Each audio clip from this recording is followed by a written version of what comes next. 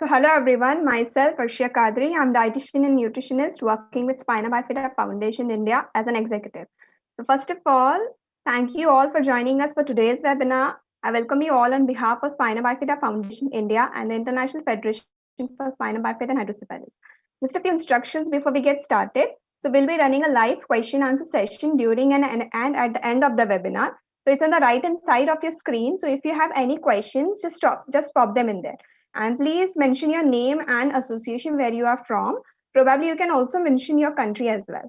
And if you miss anything, don't worry, we'll be uploading the recording of the webinar on YouTube. So here we go.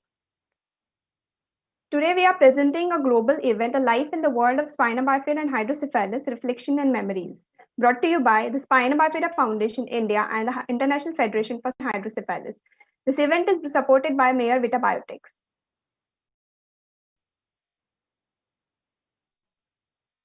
Next slide, please.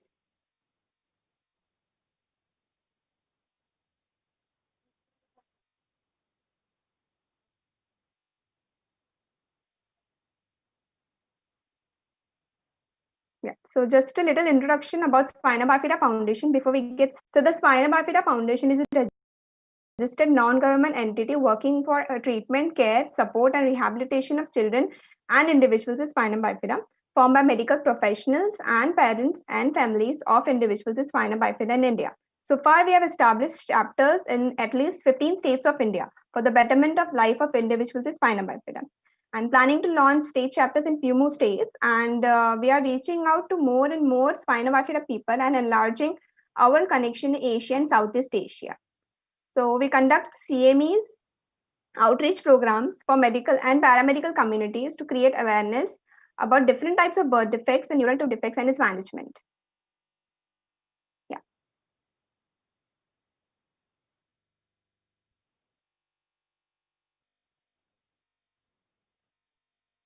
So today we also have the Secretary General of IF with us, Dr. Sylvia Ruzin. So Dr. Sylvia Ruzin joined the International Federation for Spina Bifida and Hydrocephalus IF as a new Secretary General in less than 3 months ago. And Dr. Sylvia Ruzin has an extensive work experience in the non-profit sector for people with preventable disabilities and in developing organizational strategies.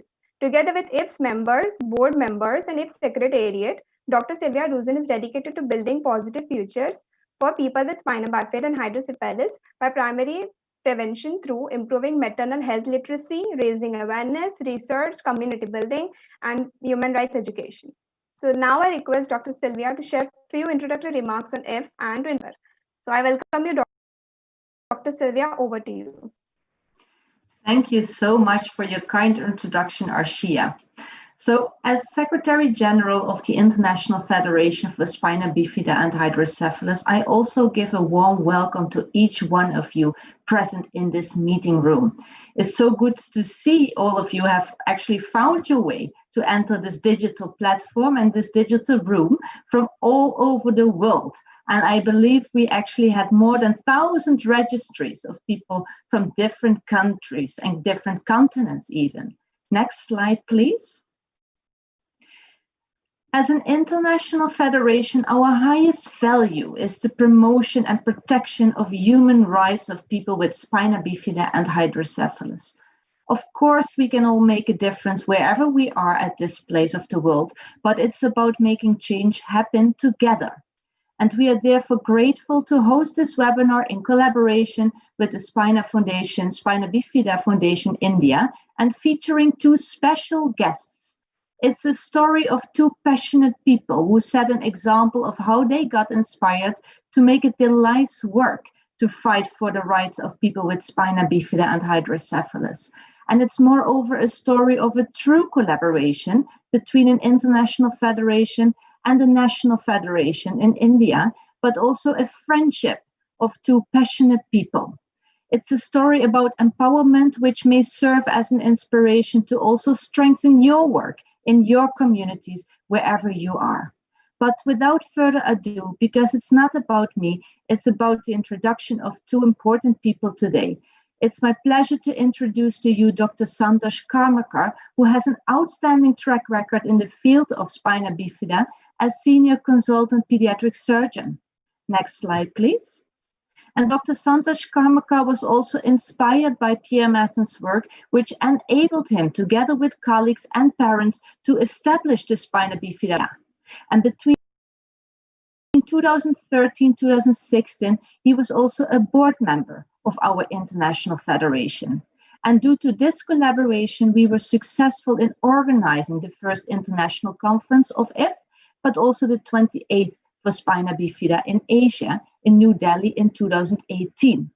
He furthermore is also a public health activist and an editor-in-chief, and we very much look forward learning more from your inspiration in this interview today.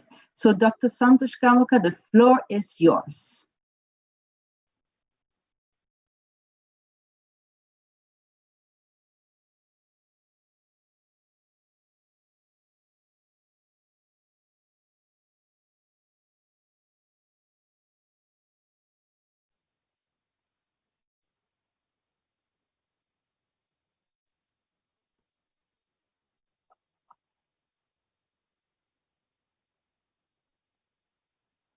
Okay. Very warm greetings and welcome to all the few thousands of you who have taken out time to join us in this session today. And I'm really happy to bring greetings to you from Mumbai. Mumbai is celebrating the Ganesha or the Elephant God Festival. And that's why you see this unique picture here of our special invitee and guest, Mr. Pierre Mertens, who's shaking a leg with this elephant god. And you will wonder whether, when did he do this? Whether it was in his trip in Mumbai or what. But this is not a picture from Mumbai. This is a picture from Belgium itself, from Brussels.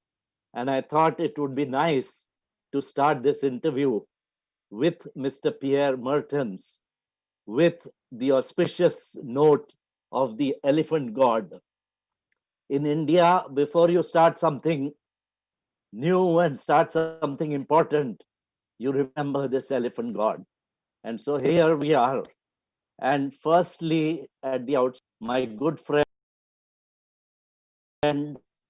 Mr. Pierre Mertens, for accepting our invitation to join in this webinar and interview. And on behalf of both the Spina Bifida Foundation and the International Federation, I welcome him and I welcome all the audience from all over the world. My friendship and association with Pierre goes back to more than 15 years ago. We first, in 2006, when we called Mr. Pierre Mertens to be one of the chief guests for our first national conference on Spina Bifida. And here you see a young, well, Pierre is still very young. So you see a younger Pierre who really inspired us by coming to that meeting and laying the seeds for our foundation. And I remember, Pierre, which I think you will also remember, in that meeting, when I made the announcement that we are about to form our national association, and I announced that the membership counter is now open outside, you were sitting in the first row, but you ran behind and went to that membership counter and became the first member of the Indian Association. So you can, friends, imagine the vigor, the passion, and the enthusiasm of this man in whatever he does. This collaboration, this friendship has only grown, it has matured, And it is with this strong support and guidance of Mr. Mertens and of course the International Federation that in 2018 we were able to organize the first international meeting on Spina Bifida in Asia. So we've come a long way, not just our associations and foundations, but also this friendship and collaboration. Anyone who has met this blue-eyed boy will know that his passion, his energy, his vigor is remarkable in anything that he does. He has a great knack of building friendships and in turn building networks. And Mr. Pierre is a multi-talented person. Apart from all his immense work that he has done for Spina Bifida and Hydrocephalus, he is also a much acclaimed artist, a psychotherapist, a writer, and an activist. And in some aspects and some facts about his work in all these areas.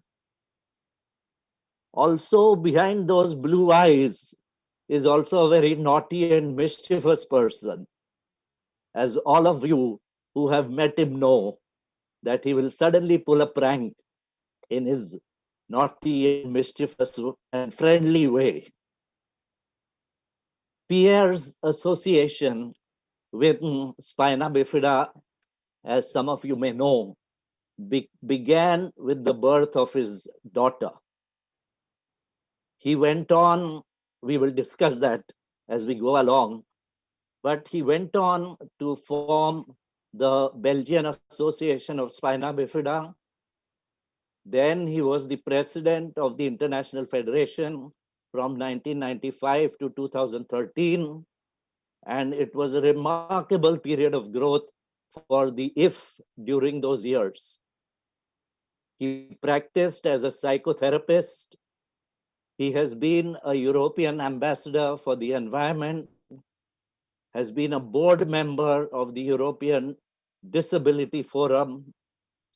And in 2006, he realized that the greatest help required for Spina Bifida and Hydrocephalus is in the developing world. And for that, he founded a new organization called Child Help. Whilst doing all this, he also realized that research in the field of Spina Bifida cannot lag behind. And therefore, he was one of the founders of the Boyelt Foundation, which focuses on financing primary research in the field of Spina Bifida. He is also the president of the Art and Society. Apart from all these organizations, Pierre also writes very well. And his book, Tulips in November, which was written, I believe, a year or year and a half after the death of his daughter, was a much acclaimed book. And it is a story about an artist, a woman with Alzheimer's, and her husband. In addition, he has written a book about his daughter, which we will soon, Pierre, find time to discuss. But with this, and before I hand over, picked up this from his website, and it's a website you must all visit. And Pierre says, and I quote, "I will tell my story from the three worlds in which I have spent my life. I am a visual artist, I'm a psychotherapist, I'm a father, and have witnessed the birth and death of my firstborn child. And it is three worlds that are connected and which make his life." So with this short introduction, ladies and gentlemen, I am extremely happy and extremely proud to present to you the rock star of the Spina Bifida community, Mr. Pierre Mertens. Hello, Pierre.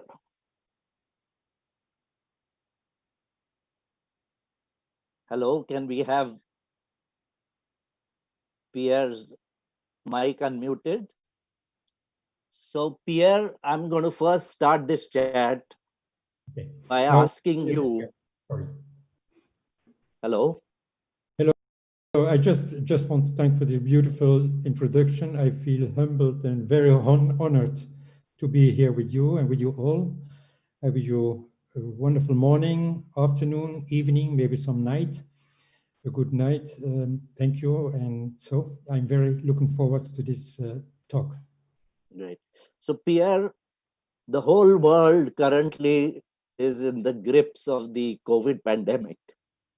And so nothing that we do during these times can not have a mention of the pandemic, because it has really changed the way the world is looking at things, and the world has been turned upside down. So let me start by asking you, so what have you been doing in these past 2-3 months, and how is life in Antwerp, in Belgium, during this lockdown? And I have put up 2 pictures which you have been posting on Facebook. So would you like to speak something about this? Thank you, Santosh. Yes, this COVID has been an enemy without a face. So it has changed our world, our day. Everything is what was not possible is possible now. I think it is, of course, a horrible time for elderly people who are dying very alone in hospitals, for mothers with children on a small apartment. But for me, having a house, having my wife and my foster daughter with me, and having a garden, this is absolutely not a big burden for us, but it has been, and it still is a big burden for others. And especially in developing countries, we see that our target group, our children with spina bifida and hydrocephalus, are even suffering more than the others, because the large majority of our population is from very poor families, and they suffer the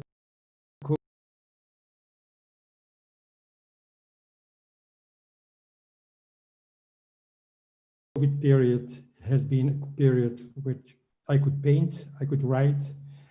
I'm not traveling anymore. I was traveling a lot all over the world, so I could, this Zoom, like we are talking now, really changed a lot of my work. I have meetings, sometimes 3 or 4 or 5 a day, and this is very functional. So I think this is, it opens also new doors. And what I hope is that COVID will wake us up in the consumption of our society, in a capitalistic system where 1% of the population having probably more than the half of the money of the world, where multinationals are not paying taxes, etc., etc. So I really hope that COVID will really make a change. Yeah, absolutely. I think it is opening our eyes to the fact that so much of the basic needs of our societies, like health and education, need to be given much more importance than it is being done. And that I think we in India have greatly realized during the wake of this pandemic. But let me, which is going to be about you, about Spina Bifida, but about your life as well. So tell us something about your childhood, about your growing up and your younger days. What was your family life then your parents? I'm the youngest of a family with 4 children. My older brother is not differing 4 years with me, so we are very short to each other. My father was a lawyer, and at the end of his life, he was a judge. And that has probably had an influence on my life. So you see Shana who is passing, it's one of my foster children. Do you want to say hello, Shana? Wil je goeiedag zeggen? No, not yet. Okay. But it was a different time. So there were nannies in the house. We eat it with my parents only once every second week. So we were kind of, my father was very much busy with his work. And so then I went to school, and that was in a college with Jesuits. So this is very strong, severe education, which I really disliked. So I felt that everything was done to kick out my personality out of myself. So I had to defend myself. I had to close myself a bit. So my schooling was not my most happy time. So my life started to be happy when I had a own influence on my life. So where I was not just so that I could do what I wanted to do myself. So that was on the art studies. So I started art studies before I did psychology. And then that changed my life. And at that time, now I have long hair again, but at that time everybody had long hair. And so we were politically very, very active. So I was an activist for the rights of the poor, for the rights of for the inequality, for races and all this. So when I was 18 years, I was very active politically. Oh, great. So in your college days, you were a political activist. I mean, most people are, when they are young, they are rebellious, they are leftists. But in that part of the Europe, was there a lot of this rebellious and anti-establishment environment in those days? Yes. Young people, the movement was very socialistic, even communistic. We thought that Cuba was heaven. We thought that we could learn a lot from China and from Russia. So this was really against our parents, against our society. It was really, we really had the idea that we could change the world. This is something that young people do not have anymore. So we really had the illusion, we haven't changed the world, but we had the illusion that we could change the world. Sure. And, so after my painting studies, I worked in a psychiatric institute where I had a art studio for painting with patients. And there I did also group therapy, and so I studied again afterwards, and so that's how I became also a psychotherapist. So it's an unusual way of getting through things, but it's certainly my way. So you did want to become a lawyer and a judge like your father? No, I wanted to become a painter. Oh, okay. So that my mother said that I said as a child, when I was 5 or 6 years old, I want to be Rubens. Rubens is a very famous painter. Yes, of course. Belgian painter. And I want to become the Pope. So, the Pope, that was not really my way. But you said you were in a school which was very religious and very, was that so? Yes, we had to go every day. We had to go to church, and we had a card, and it had to be signed by the priest that we are present. We were in the church. Yeah, then we had to write five pages of punishment. Oh my God. So Yeah. that's why you wanted to become the Pope so that you can change those things. Maybe. I never saw it like that. Okay. Okay. Tell us something about your more in your 20s and late 20s and your loves and your marriage, and tell us something about that, because you have been married with Mole and it has been a great life together. But tell us the beginnings of that. Oh, I said till I met Mol, till I met my wife, I said to everybody, I will never be able to marry because it's impossible to love only one woman. But then I met her, and after some months, I asked her to marry me. And really, so, and yeah, so sometimes you have to experience it, and then things happens like they happen. So And any important and precious memories or landmark moments during your childhood, adolescence that you would like to share? oh, what was horrible was, and that's not a very nice landmark, that was the boarding school. I hated boarding school. I really hated. I was unlucky from Monday morning when I came there till Friday evening when I went back home. So, and that's why I'm in a way still against boarding schools. I think people should live in a family, in a community, and not grow together. I know that in Africa, for instance, once they are 12, they all go to boarding schools because they are far away. But for me, it has been really very sad period. I'm only curious, during your school or college days, did you encounter any friends, schoolmates, college mates with disabilities? No, no.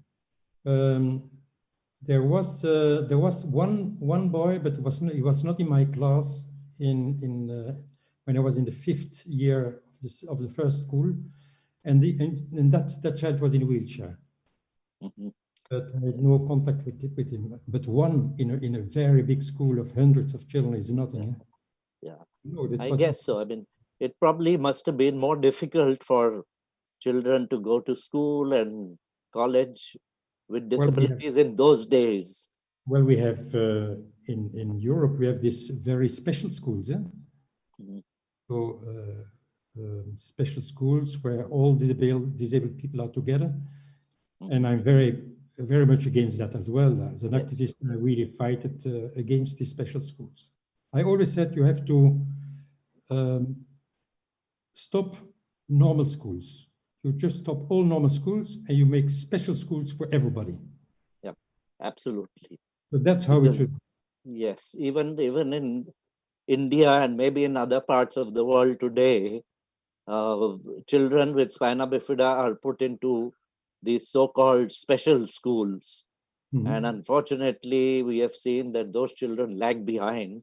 And absolutely right. I mean, we all feel that they need to be in the regular schools, and all schools should be special. Yeah. Very true. Very true. Should be special. Let us come to now your connection with spina bifida. And I'm going to just put up some slides. So please bear with me for a moment. So this is a slide, a young father, Pierre, holding his daughter, Lisha. So Pierre, we know that your connection with the world of spina bifida happened with the birth of your firstborn daughter, Lisha. And here we see you holding her with so much love and affection. And by the side, we see a book which Pierre wrote about Lisha. Here are some more pictures, friends, with the wonderful Lisha, with her mom, with her siblings, and with friends. And here is another picture of Pierre with Lisha, and the cover page of the book. And it's a wonderful book recommended for all of you to read about his experiences with the birth of Lisha and her life. So Pierre, it was, as I know and as I've read in your book, it was the emotional moment for you with the birth of Lisha. And I think you were not aware before birth. I don't know whether antenatal diagnosis was even possible at that time.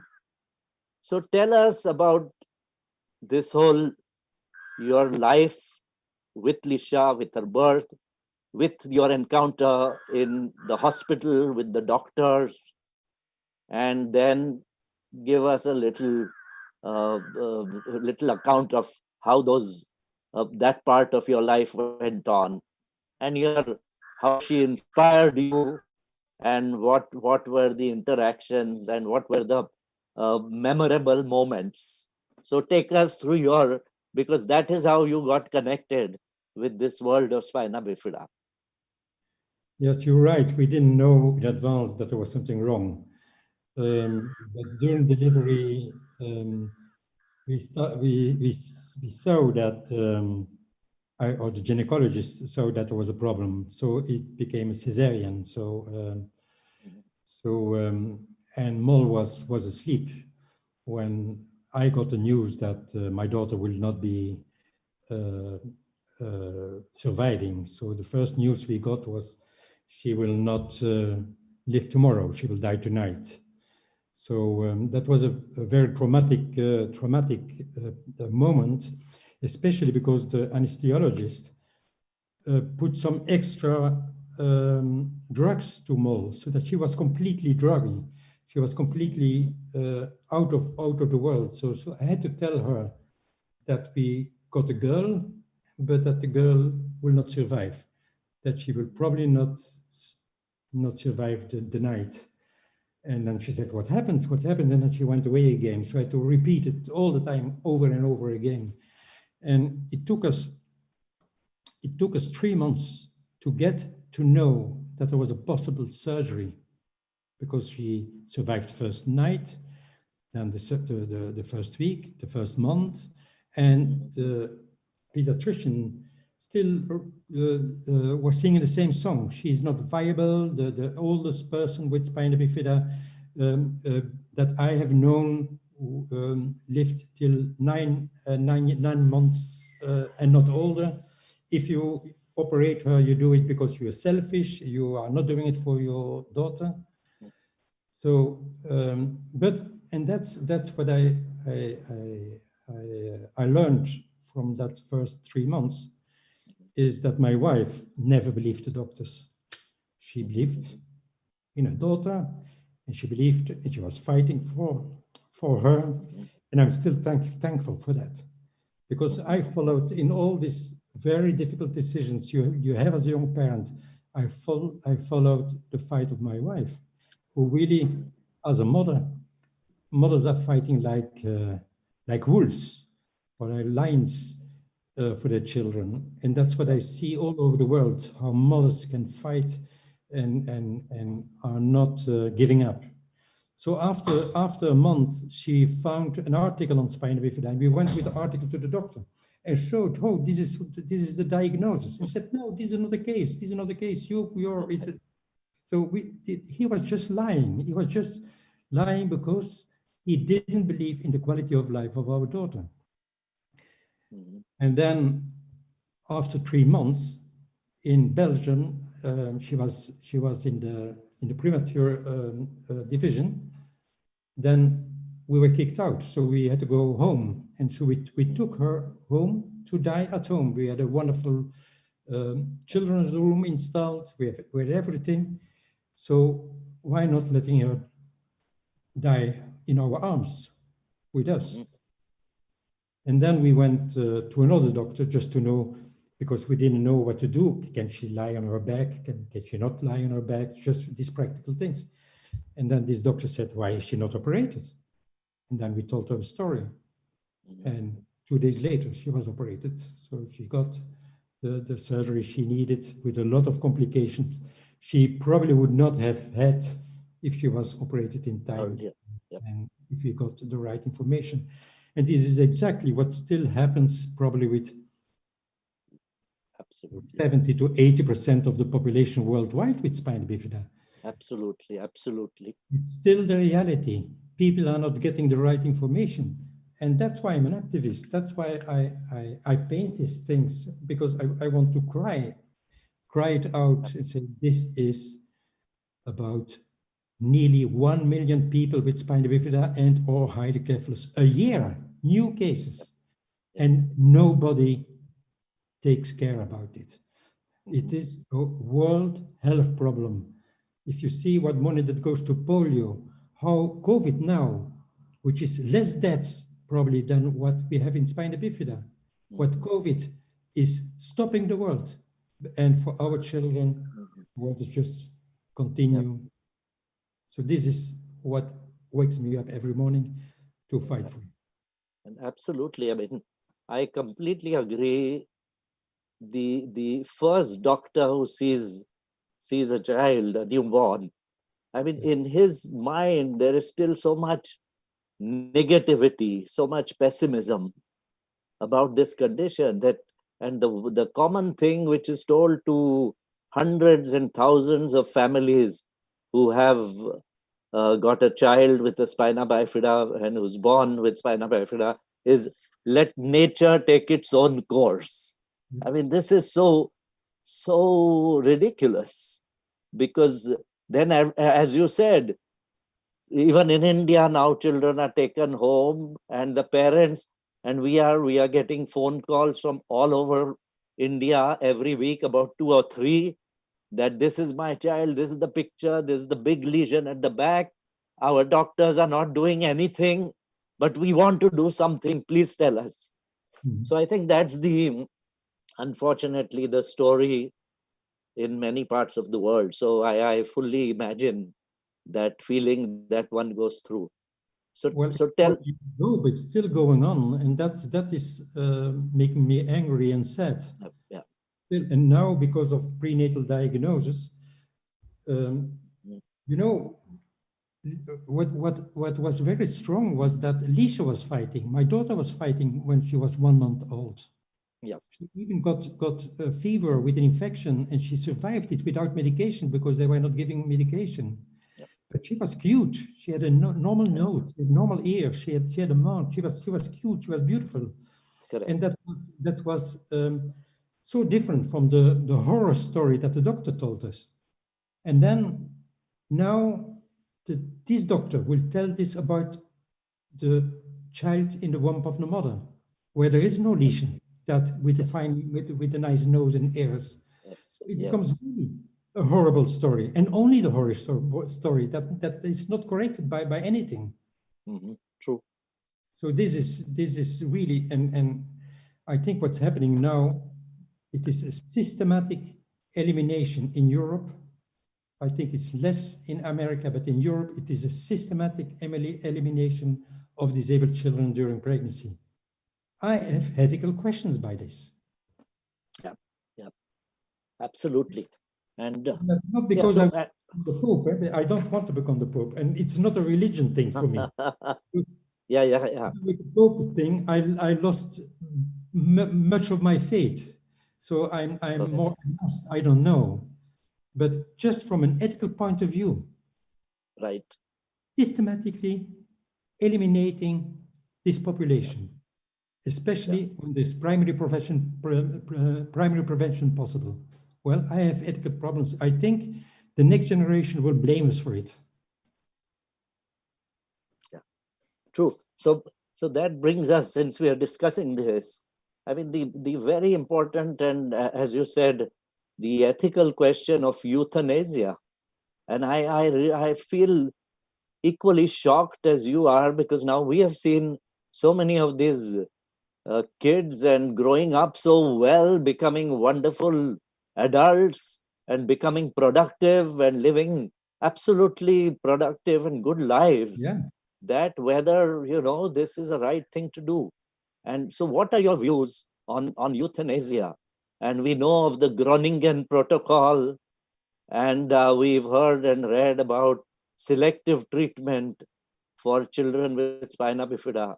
And in India too, as you said, before birth, when antenatal diagnosis is made, without a blink, the doctor will say, well, they will probably encourage termination. Mhm. So I think, what are your views on the euthanasia, maybe medical termination? You said, of course, you are completely against it, but we have, is there a possibility of active euthanasia for children with birth defects in your part of the world today? Is it possible? It is. It is in the Netherlands. It's legalized. There is the Groninger Protocol that you mentioned. That they followed with the agreement of justice. Mhm. 22 children, newborns with spina bifida, and they killed them on two reasons: quality of life and unbearable pain. These were the reasons to kill these children. The same reasons were used by Hitler to kill all disabled people, because they said they have no quality of life and it is a good thing to kill them. You help them by killing them. So this is really very, very strange. So this Groningen Protocol is now, it's still coming up. And in Belgium, we have the discussion now to widen up euthanasia to newborns, to people who are not conscious. It's also for dementia, but it's also for newborns. Well, it opens the door to kill all children with a disability. Yep. And for me, there are two things you should not do. You should not steal and you should not kill. This is ethically both something that you don't want people to do to you, and you want to do it to the others. So killing a child because of disability is, of course, against my ethical view. And also the systematic elimination, as I said before, during pregnancy.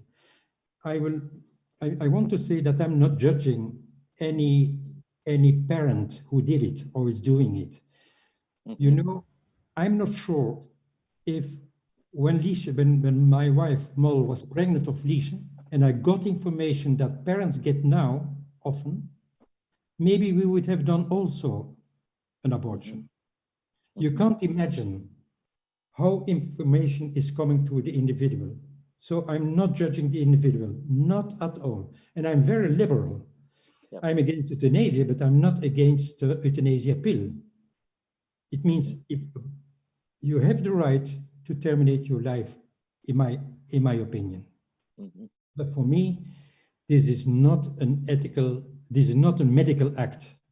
It needs medical assistance, but I think that medicine wins and gains by staying on the part of life. True. So that's my position. No, I completely agree with you. As you said, the decision about termination when a case is diagnosed before birth, of course, it's the parents' right to choose what to do, and we respect that. But it largely depends on what information is fed to them. Absolutely. So you can. In Italy, I had a discussion with gynecologists. One center, 40% of the parents went on with the pregnancy. Another center, 90% aborted. Yeah. So it's. And the gynecologist with the 90%, no, I'm giving no bypass counseling. Yes. But absolutely. It also depends on what type of environment and society you live in, because the rehabilitation is that much more difficult when it's a very poor socioeconomic environment. But still, it depends largely on the medical doctor as to what information is fed. So absolutely. In India, active euthanasia, as is allowed in Netherlands, is not legal, but there is rampant passive euthanasia. Yeah. That means you do just send the child home with a leaking meningomyelocele so that the CSF gets infected and it'll cause meningitis and maybe death. So you withhold life-saving treatment. That happened to my daughter. Yeah. So they kept the wound open by fat covering. They put it her in a bath with her own dirty things, and when she got a meningitis and a fever, she was not treated. That very active passive euthanasia. Yeah, active passive euthanasia. So that's what happens here. But as we are discussing, Pierre, I realize that when you say let nature take its own course, nature is pro-life. And as Lisha survived, in spite of the meningitis, she fought it and she survived. Many of our children who are sent home by doctors, hoping that they will probably succumb, they survive. Yeah. So nature is pro-life. We have no business to be against life in this situation. So do you want to tell us now a bit about the further course of Lisha in her life and what happened later? Well, he was operated, and because of the delayed surgery, she got infections on the shunt. So she had, I think, 6 or 7 shunt revisions. So it was really a difficult time, but we recovered quite quick, and Lishan as well. And it was often Lisha who comforted us, who helped us to fight. She always had energy, and she had humor, and she could comfort. Comforting is yes, such a beautiful thing. So it's not saying it's nothing. It's just saying I'm here with you. I'm not running away. And that's what she could do, and that I learned from her. Comforting is not running away, and that's what people often do. Probably is euthanasia and prenatal diagnosis also a way of running away from the problem. They don't want to see it. And so she went to normal school. So I was against boarding schools. I was against special schools. And my wife always went to the same school, and she was very happy there. And so we went to inscribe her, but the nun just gave us a business card of a special school. So we had to look. I wanted, as I said, I was political, very, very active as a young guy. I wanted to change the world. And my child should go to alternative schools where freedom is and things like that. And now I have to fight to get her in a normal school. So it changed all my mindset. But this was so valuable because normality becomes by Spina Bifida, normality becomes something beautiful. Yeah. There's no evidence. Going to school and going from the first class to the second class, it's a victory.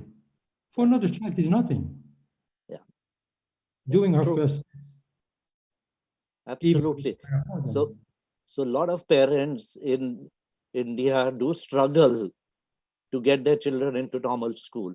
But as you said, even if you have to struggle, even if you have to fight with the normal school, it's still worth doing rather than just submitting and putting, because the whole future of that child can completely change, completely change. So that 6 months of fighting to get her into normal school is absolutely worth it. And you have to give these teachers time to adapt to the situation and to learn and to learn to love the child as well. Every child has the right to be loved, and absolutely. And this takes time. This takes time. But Liesje did very well in school. She had problems because of all the shunt infections. She couldn't write, so we bought a computer, and she was working in a computer at school. She was doing well, but she had a problem of low pressure. It means that the shunt was overactive. Mhm. And yeah, then she got a special shunt to help her, but the surgeon was a new surgeon. He put the shunt not where there were ventricles, he put it here. And a young girl of 11 years cutting the hair and having the shunt here, it's kind of crazy. But I knew the ventricles of my daughter like the map of my house. So I knew there were no ventricles there. So what happened? During the operation, it collapsed and she went in coma. Yes.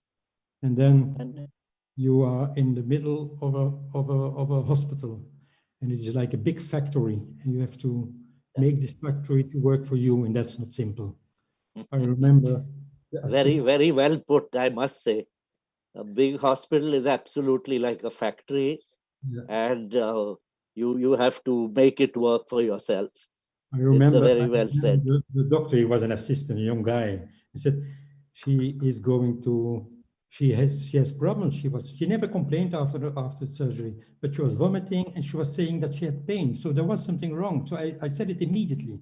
But to get this factory to be active, that's something, especially on a Saturday evening. And then the young guy, he took the manual of the shunt, and was reading in the manual of the shunt while my daughter was having high pressure in the brain. And then she went in coma, and then he saw that it was right. And then I went to the surgeon and said, that's what's happened. Here she has no ventricles. And the guy, he put a shunt from here, and he put it here where she had no ventricles either, instead to put it where it had, and she never waked up again. Unfortunate. So my daughter was saved by doctors, but was killed by doctors. Yeah, so these shunt operations are, in a way, very simple, but not so simple when it comes to complications. And yes, you have to be, I mean, there's always a little risk in revising a shunt. But okay, so so she was about 11 years old when she was buried on our 11th anniversary. Okay. She was some years before. Okay. So let me take you to the years after Liesje's passed away, and which is very fascinating. And I want to tell our audience this, that it is so remarkable that Pierre and Mole decided to take foster children and adopt children a couple of years after Liesje's passing away.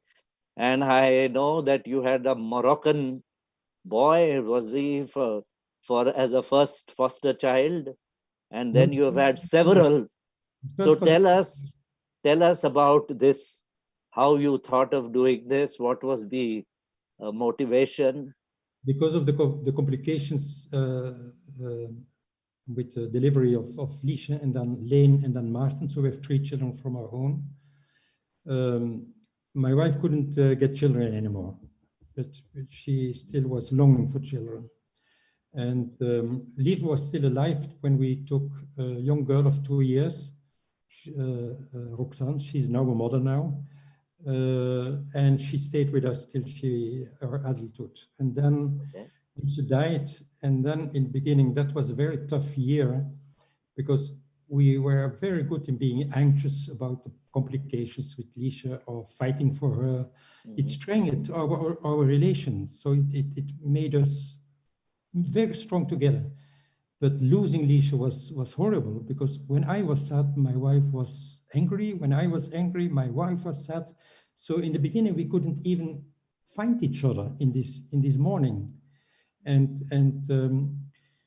Mol wanted immediately a child to concentrate on. But for me, it was in the beginning not acceptable, because it was like replacing Lies, and I couldn't replace her. I didn't want to to replace her. So we were like speaking a different language. Till our home doctor or family doctor said, Pierre, if you're not giving your wife that child, you can give a cross over your marriage. And then Fadi came, and then Buran came. Buran was a boy from Turkey with Down syndrome. And then Buran had to go away again, which was a very sad loss again, because we loved the boy very much. And then we got the question of a mother who lost her husband on a brain problem. And she had two daughters. Shana, who's still with us, you saw her sometimes passing. She has Down syndrome. She has Down syndrome. Yeah, she has, yes. She's 31, and her sister is 2 years younger. She's special in another way. So, but she's let's say what we would call normal. Normal. And normal. Yes. then we took. I think nobody's normal, but I think we all are a bit crazy. And that's good. I think that's good. Normality is not interesting. It ends. It's a disease. You can't be cured of it, and it ends in dying. Yes. Normality. So being a bit eccentric is worth it. A bit. So yes. How many children have you fostered and? So I think 7. Brought up. Oh wow. Always very Amazing. long, but never many at a time. So we always took the youngest in, so so that everybody kept his place in the family. And are you in touch with most of them? With all of them. With all of them, great. They come when they have problems with the taxes or other things. And they still find us. Yeah. Okay. Let us turn now, Pierre. We need to turn to your work with Spina Bifida.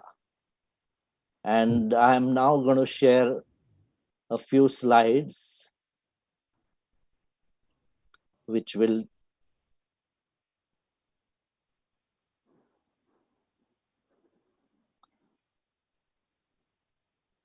So you began the Flemish Association and then went on to become the president of the International Federation. And here is a picture, I think, with the first president of the International Federation. Can you see that on your screen, I guess? And I can see the mummy. Okay. And I read somewhere that you called him the mummy and he called you the boy. Yes. So tell us about the beginnings of your work in the International Federation. Well, Also maybe tell us how it's grown. Give us some tips about how to run a good support group for Spina Bifida like the International Federation.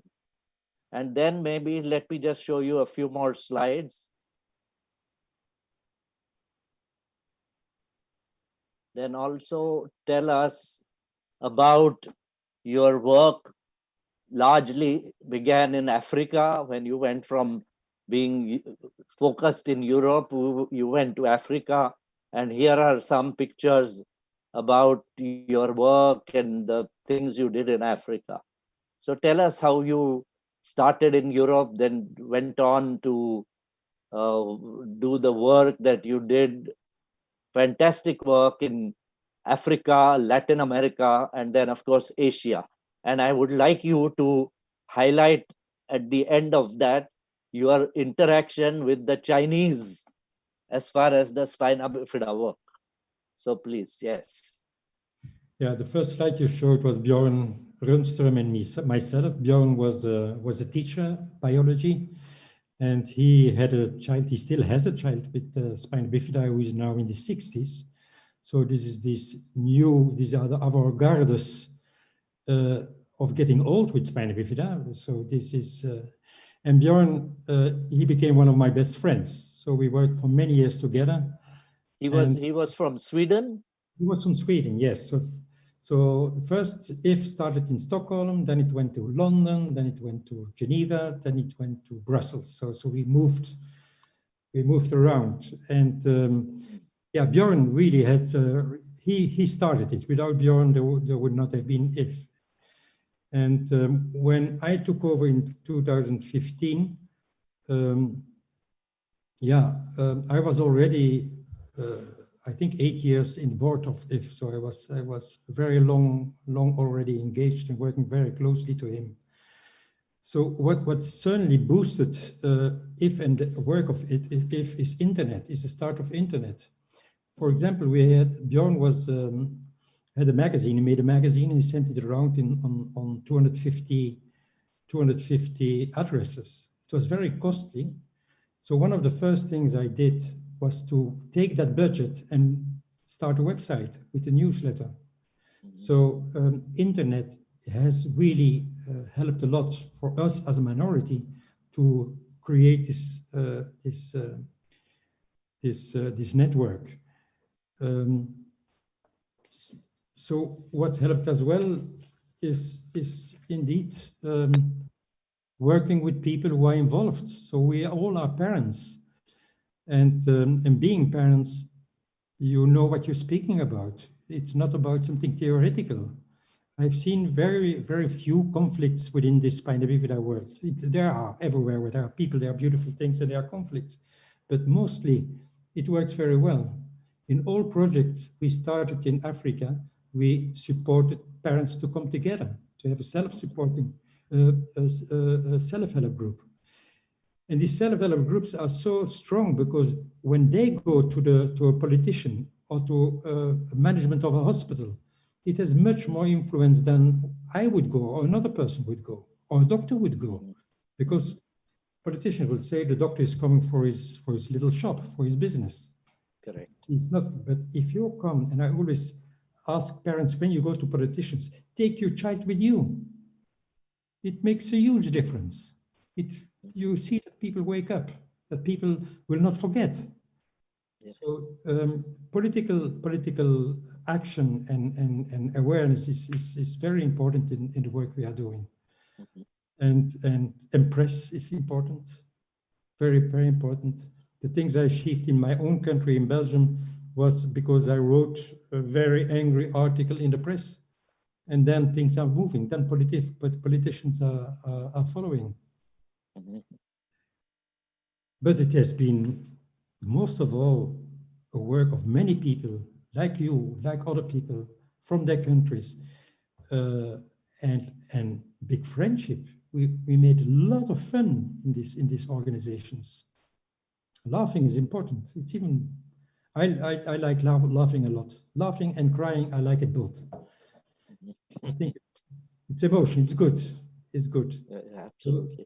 So tell us about the work in Uganda, the Cure Foundation, yeah. And which was, I mean, did quite a bit of research work as well, developed some new technique of treating hydrocephalus with Ben Worf. Yeah, everything. If you speak about my books, I'm not a writer. I can only write about what happens in my life. So I'm not a fiction writer. Mm-hmm. Everything is connected a bit with my life. So you can imagine that I lost my daughter on a shunt, and you already told how complicated it can be. It is a simple operation, but you have to do it completely correct. Otherwise, you have infection, you have whatever. So I met, I was very lucky as well. I did an application for funds in Norway. And it was a good moment because we had a minister who had Spina Bifida herself, which helped. And okay. So I made an application. Yeah, you can get even minister when you have Spina Bifida. In Norway, it's possible. And I was doing this application, and then at that moment we had no money at all. So I had to say, how much will I put for material in that application? So I thought, let's put 100,000 kroner. So I get with my little computer, 100,000 kroner. Said, yeah, all these shunts, I will make 400,000 kroner from it. So I went with my cursor and I put a 4, but I forgot to delete the 1. I got 1,400,000 kroner every year during 5 years. It really happened. And so I was sitting on a pot of money that I had to spend on material. And then I met Ben Wolf. Ben Wolf was willing to come to Africa. And he said, when you go to Africa, I will equip you with material to do endoscopic surgery on hydrocephalus.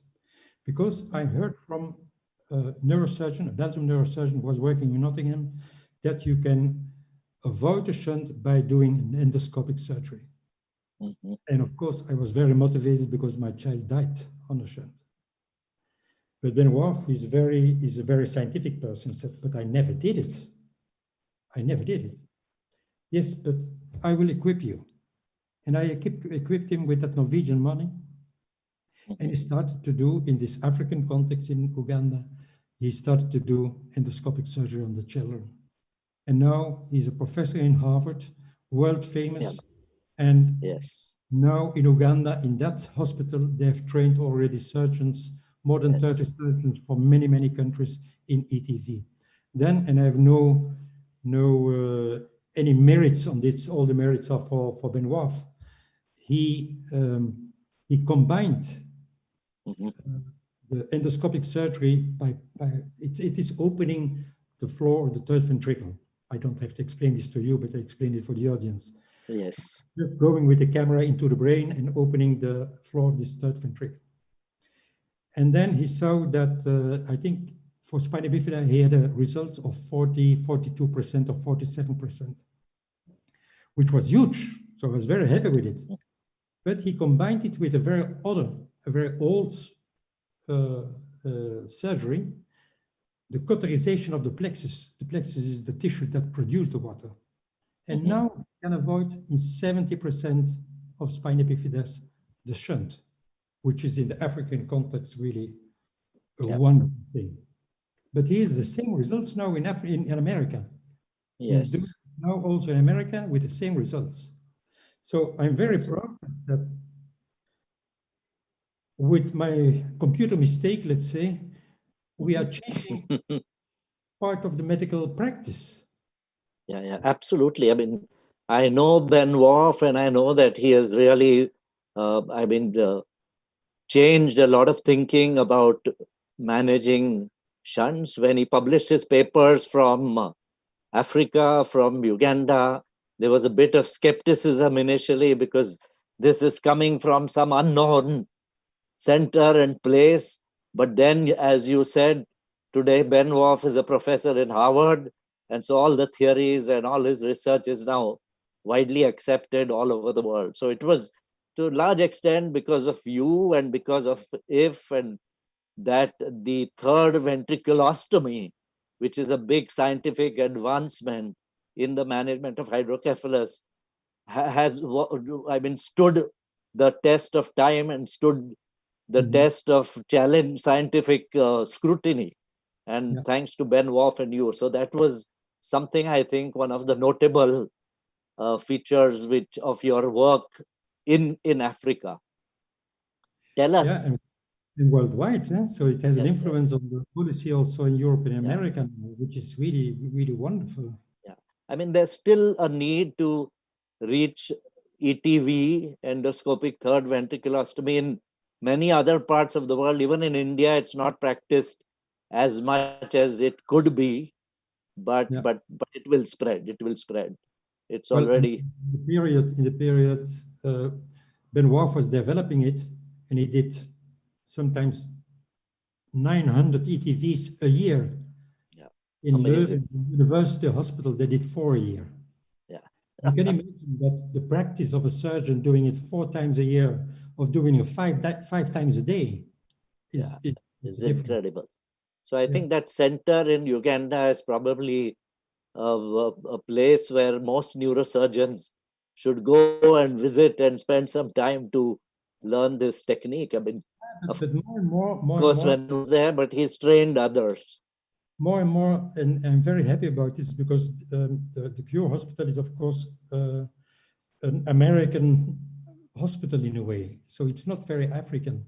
But now, for example, Professor Shabani, he's doing this and teaching also people to do this in Dar es Salaam. There are two surgeons, neurosurgeons now in Kampala, in the National University Hospital, teaching and doing the surgeries.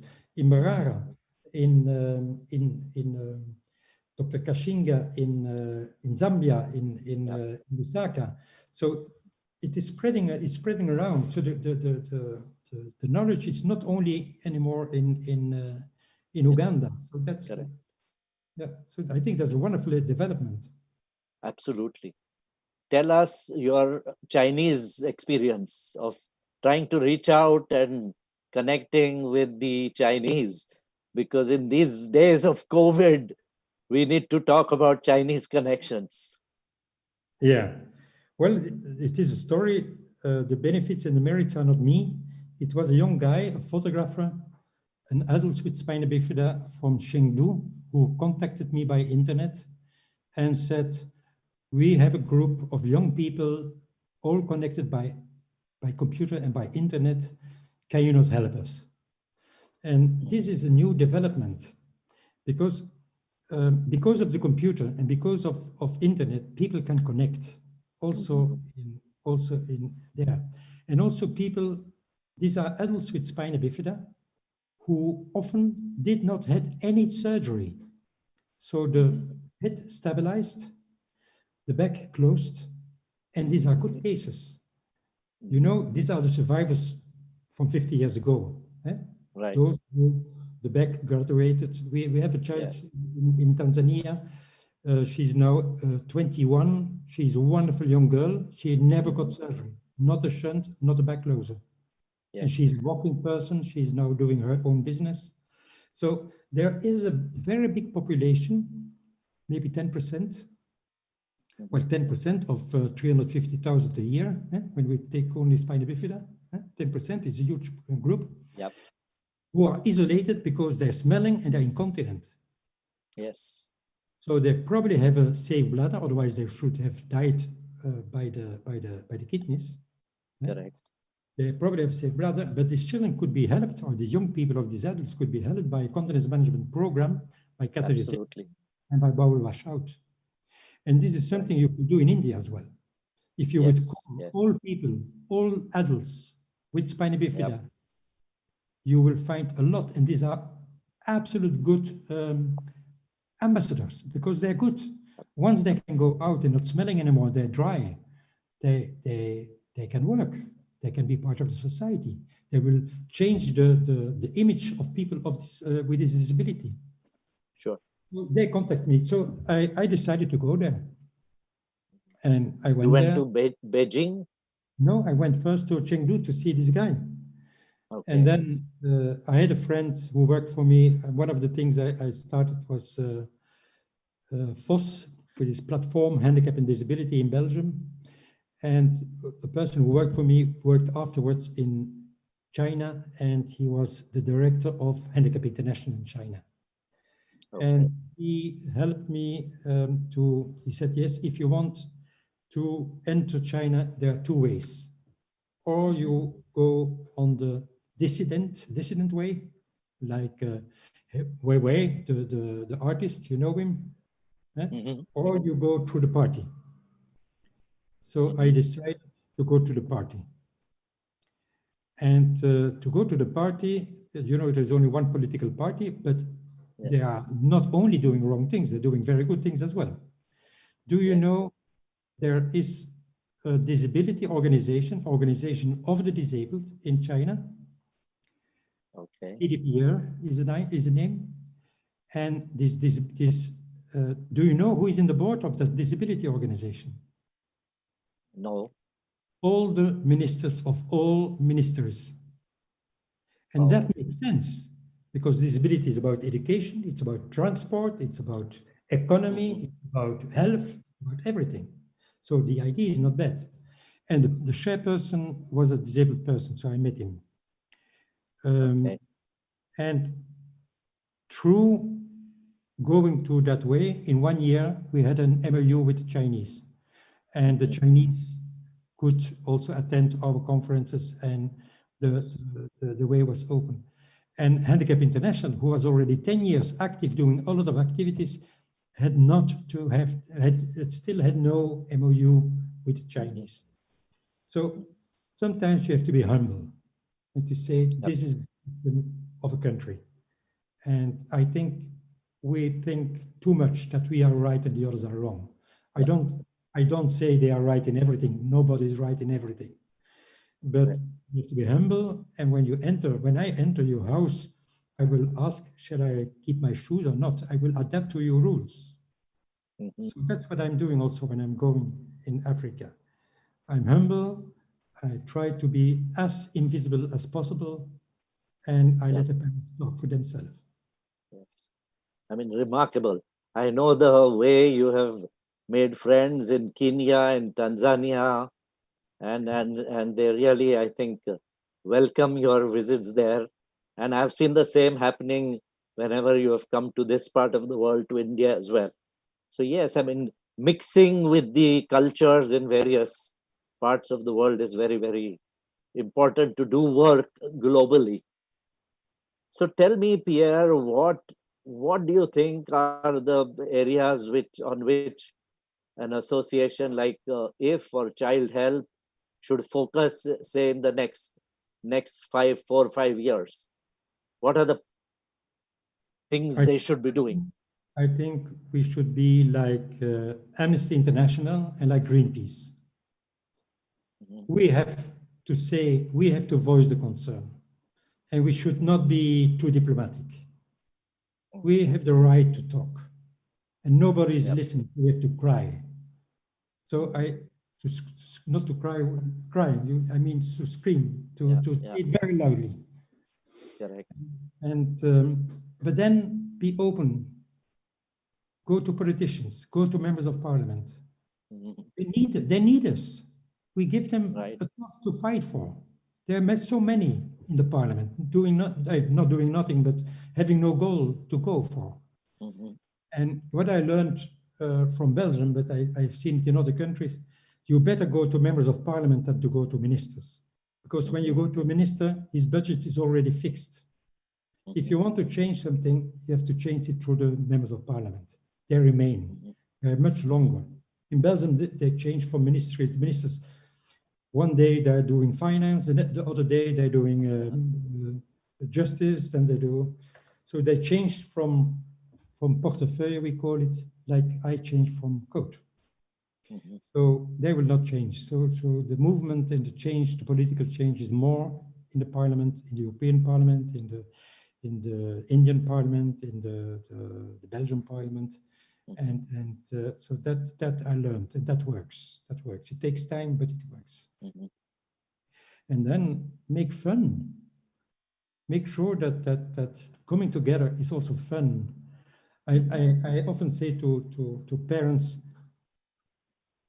why investing in the legs when you're paralyzed? Invest in the brain. Maybe she's a good thing.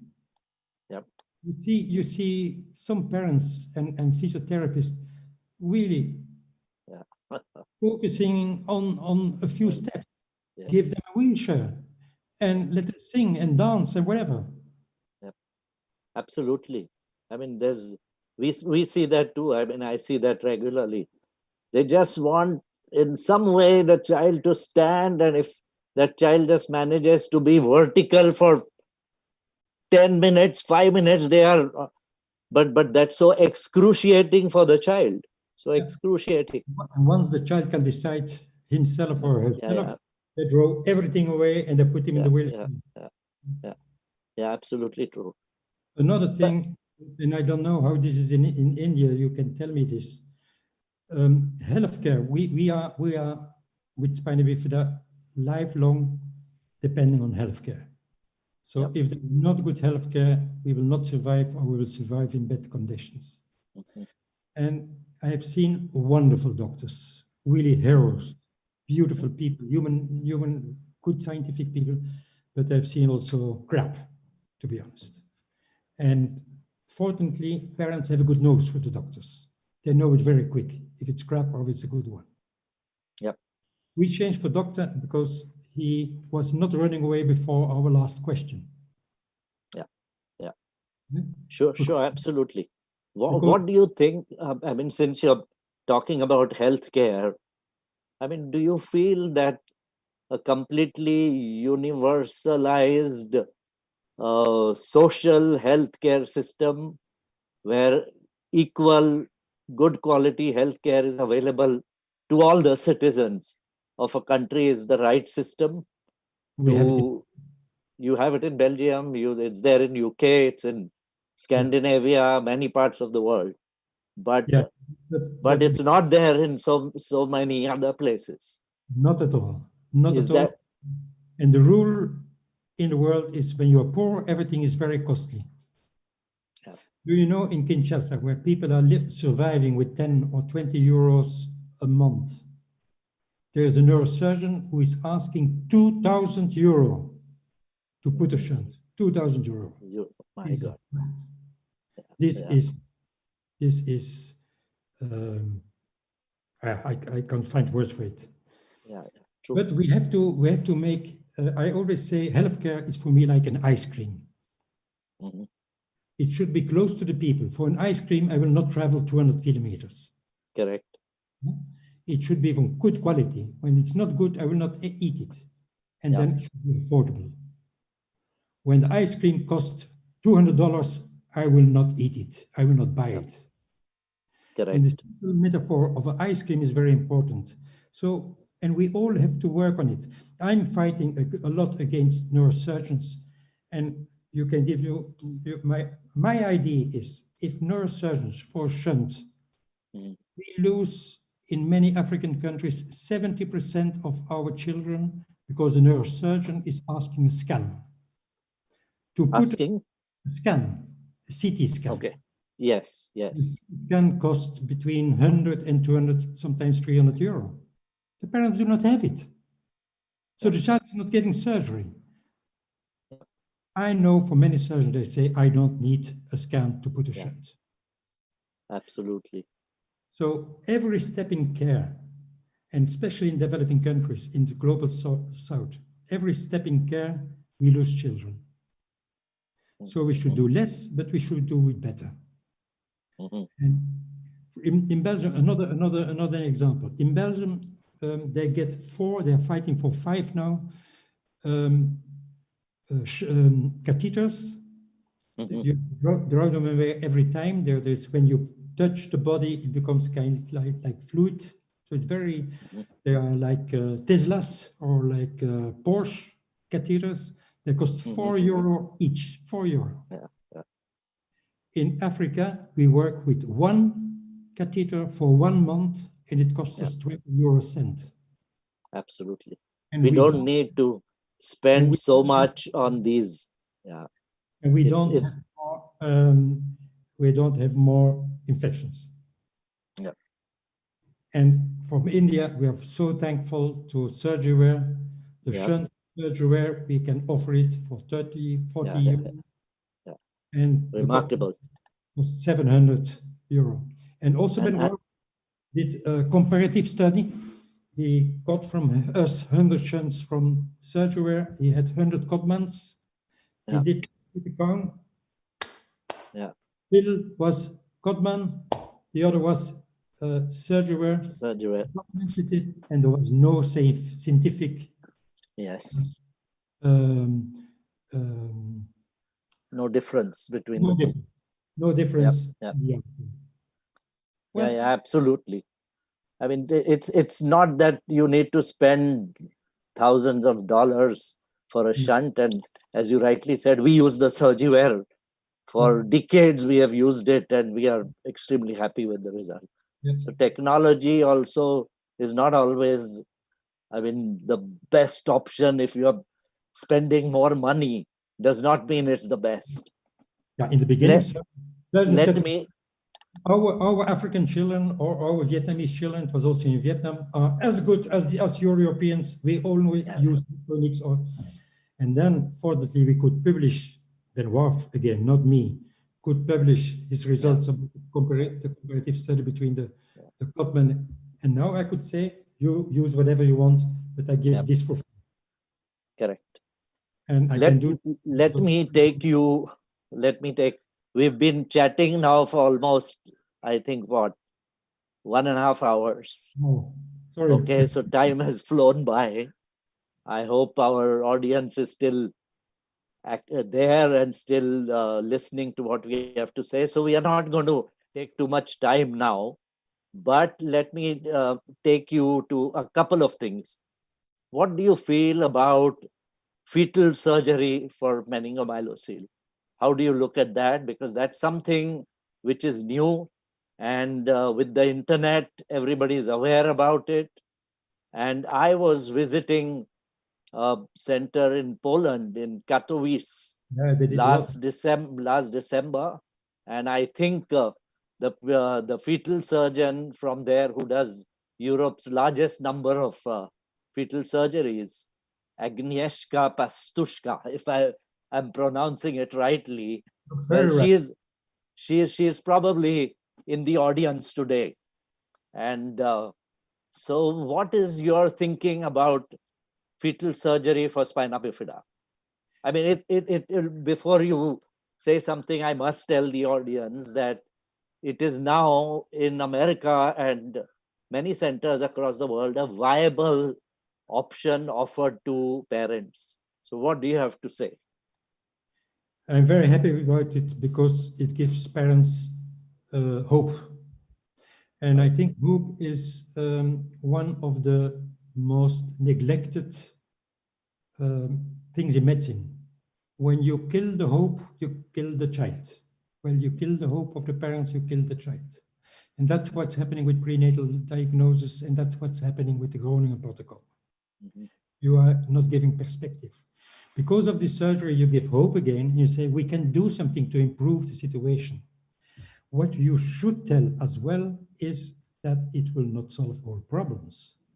The child will still remain very disabled, or can remain very disabled. The outcome is proven better than without the surgery, but you still will get a disabled child. The lady who is the chairperson of the parent group of the fetal operated surgery children in Poland, she worked in Norway. And one of my books was translated in Norwegian, and she got my book when she was pregnant. And they advised her to do an abortion. By reading the book and especially by the possibility of the surgery in Poland, she moved from Norway back to Poland to get a fetal surgery. The child is a wonderful child, but the child is very disabled, but the family is so happy with that child. And the child would not have survived without giving hope to his mother. So it is a side effect of the surgery, but that side effect makes me very, very much happy. Then I think that the fetal surgery will improve in time. So it's not an ending point. There's new techniques, there are new things developing. So it will, I think, improve even more than what it is now. What is fascinating is that the incidence of hydrocephalus has remarkably come down in the cases which have been operated before birth. So that's something which is proven. But it's a developing science, and maybe in the years to come, it will become more and more perfect and more easy and more accessible to people. So yes, I think we need to have a positive attitude towards fetal surgery.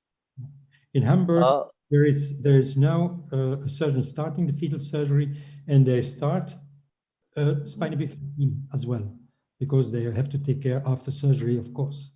But you see that in many of our countries, the spina bifida teams are cutting down, stopping, because there are no newborns anymore.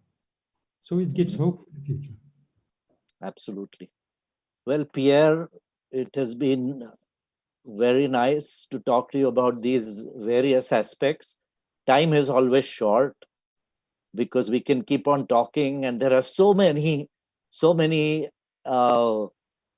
issues, so many aspects to this problem that we probably will not be able to discuss all of them. But let me just end now by again sharing my screen and showing the art that you are currently doing. And we can see behind you some wonderful and absolutely realistic and very well painted paintings of children with hydrocephalus. Yeah. And I know that you call yourself a contextual artist. So I want to just maybe share this slide. Can you all see this slide? Pierre, can you? Not yet. Okay. So Yeah. here is another picture you have drawn of a child with hydrocephalus. And I have put this picture of our conference where you see actual photograph behind you with the slide. And they both similar. So it's remarkable. So tell us about the artist Pierre. We have spoken a lot about Spina Bifida, but tell us about the artist Pierre. And what do you mean by contextual artist? When Lisha was born, I felt that I was touched in my flesh, in my own flesh and body. And so my work went more and more on flesh, on people, on mass. And the angle or the axis I always have is between the individual and the mass. So the mass is how people function as a society, a bit like ants. Mm-hmm. So the individual is even not existing. And this working for the individual or focusing on the individual in the society, which is often neglecting the individual, this is always what I'm working on. So I did a work on homeless people. I just made also a work for all the children in Tanzania who on the way of getting surgery are dying because of the health system, which is not functioning 100% for them or even failing for them. Mm-hmm. So, yeah, so this is so you see in my work a lot of things about the mass, how Mm-hmm. society is functioning, and how the individual or the poor individual or the vulnerable individual is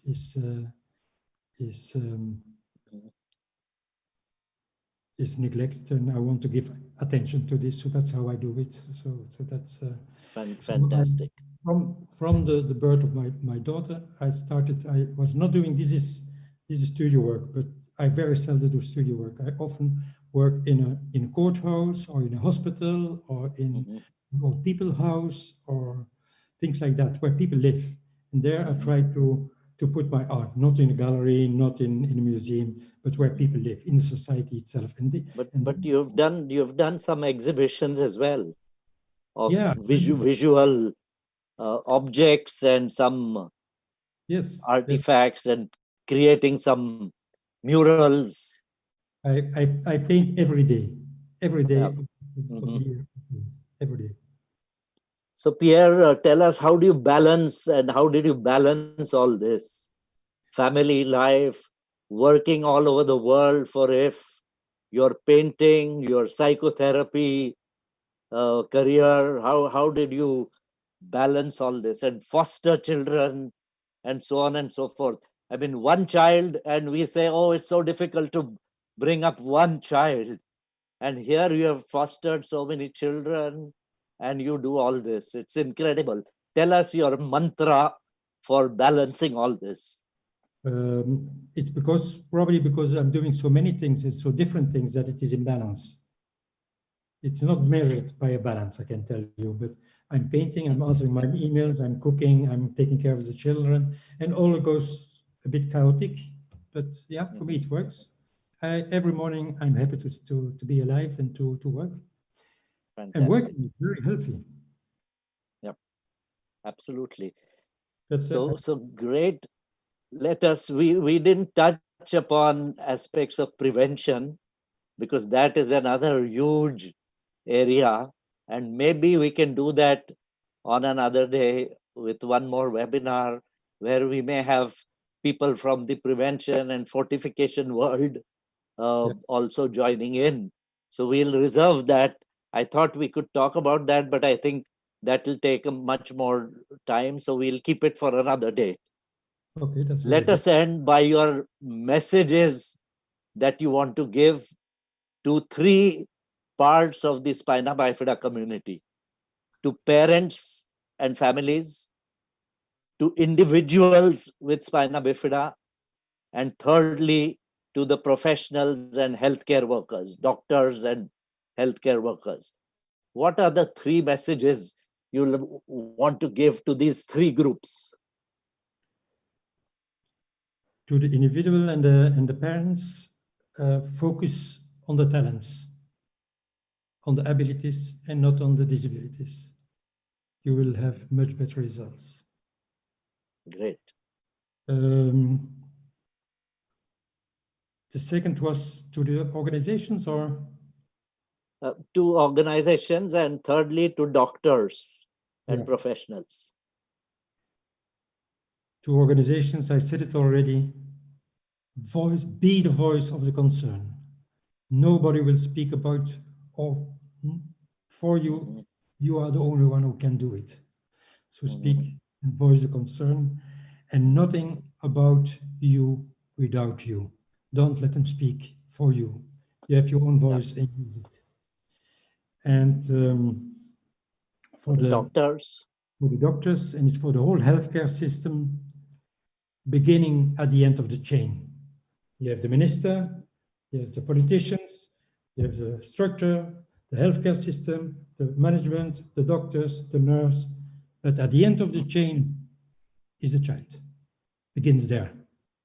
And all the rest should serve that one purpose. Absolutely. Very well said, Pierre.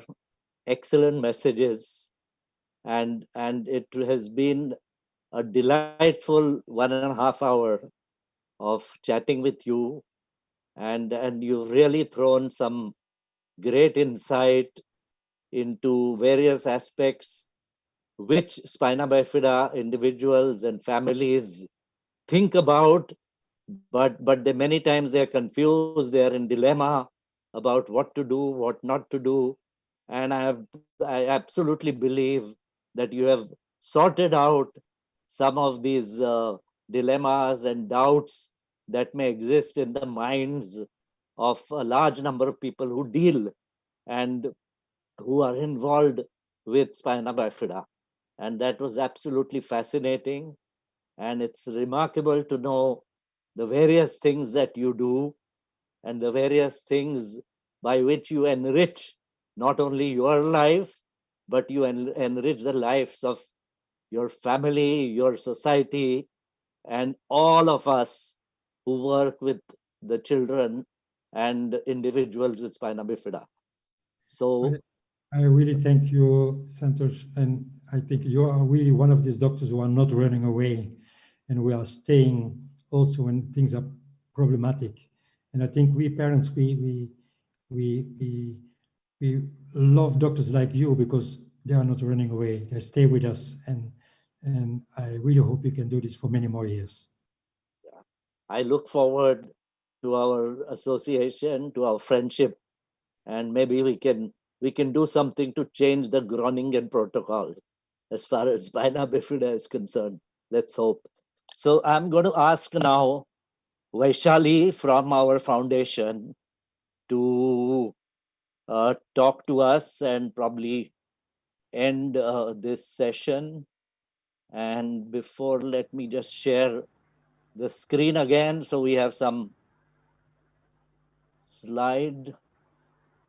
And before I end, I must thank our entire audience which joined us from all parts of the world. And I wish to mention that we had registrations and people joining in from India, Germany, Guatemala, Cape Town, Melbourne, Pakistan, Poland, UK, and so many other countries. I've just given you but the audience was scattered all over the world and in all continents. So it was extremely useful, and COVID has taught us how to Zoom and how to reach out and share our thoughts without much effort, without spending too much money. So let me hand over to Vaishali for her closing comments. Sorry, we could not take too many questions, but we will try and address these questions some other time, because the issues that we discussed and the flow was quite important. And I realized that a lot of questions are about specific aspects of medical treatment of their children. So today's was not the scope to discuss specific aspects of treatment.